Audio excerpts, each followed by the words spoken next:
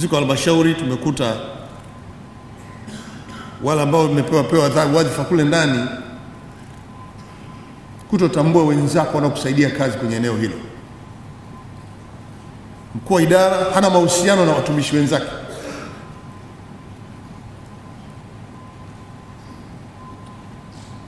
Na hili nalazimika kulisema sana, kwa sababu pia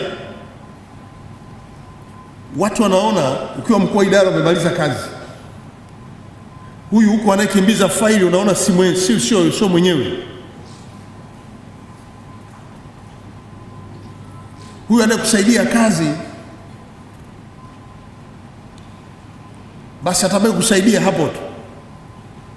Wakati mwingine mkuu wa idara anatakiwa leo uende Kilimanjaro, kesho uende Dodoma, zote unakatiza tu, na wakati unaunganisha huko juu wa juu.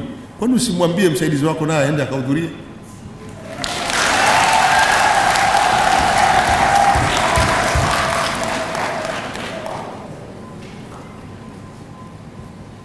Hiyo ni dalili kwamba hamna ushirikiano mahali pa kazi, na ukishafika hapo hutapata mafanikio kamwe.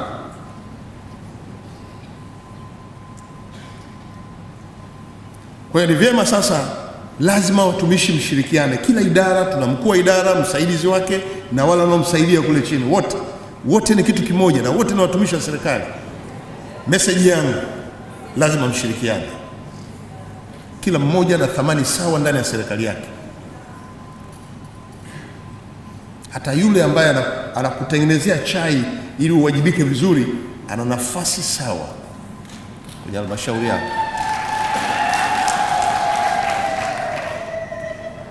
Na wakati mwingine tunawaagiza wakurugenzi, kama unahisi mkuu wa idara na msaidizi wake hawaelewani, mkuu wa idara na watu wenzake hawaelewani, huyo sio mkuu wa idara. Ndio.